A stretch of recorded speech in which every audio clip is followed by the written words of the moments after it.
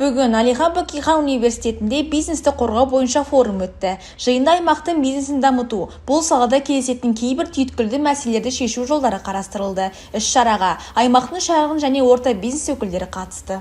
Юрисконсультантов и правоохранительных органов. Рабочие группы будут созданы и все выявленные.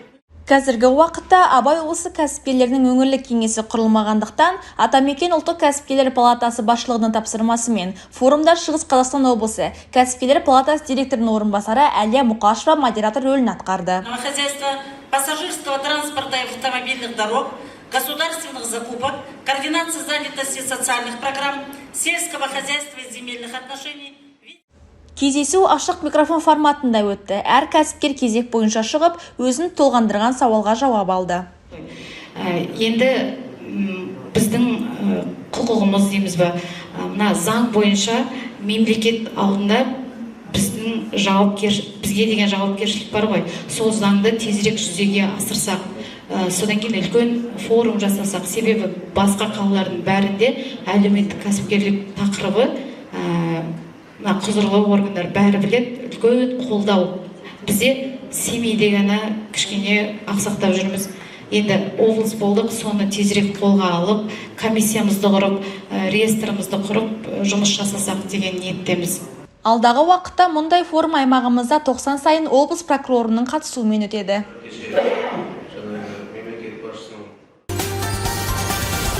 Қазіргі таңда облыста абаттандыру өзекті мәселелердің бірі болып тұр. Осыған орай қала мен аудан басшылары жергілікті тұрғындармен кездесулер өткізуде. Бұл мәселеден Айгөз ауданының әкімі Сейілбек Скаков та сырт қалмады. Өңір басшысы Айгөз қаласының Тәңірберген, Шайханқари, Терлікбаев көшелерінде тұратын жұртшылықпен кездесті. Жиын барысында Тәңірберген көшесінің тұрғындары балаларға арналған ойын алаңын ашу, күл-қоқыс шығару және тазалық мәселелерін көтерді. Аудан әкімі халық үнін тыңдап, түйткілді мәселелердің алдағы уақытта шешілетінін жеткізді.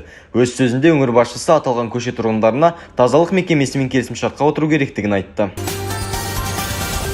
Бородулиха ауданының әкімі Ахметқали Нұрғожин Таврия ауылдық округының тұрғындарымен бірнеше кездесу өткізді. Аудан басшысы ең алдымен Сахновка ауылына ат басын бұрды. Жиын барысында ауыл тұрғындарының арасынан округтың қоғамдық өміріне белсене қатысқан азаматтарға алғыс хаттар табыстады. Ахметқали Нұрғожин халыққа аудан экономикасының көрсеткіштері туралы баяндай келе, тұрғындардың ұсыныстарын тыңдап, сауалдарына жауап берді. Сонымен қатар аудан басшысы Буркатова халқымен де кездесу өткізіп, олардың өтініш-тілектерін тыңдады. Кездесу соңында өңір басшысы азаматтарды жеке мәселелері бойынша қабылдады.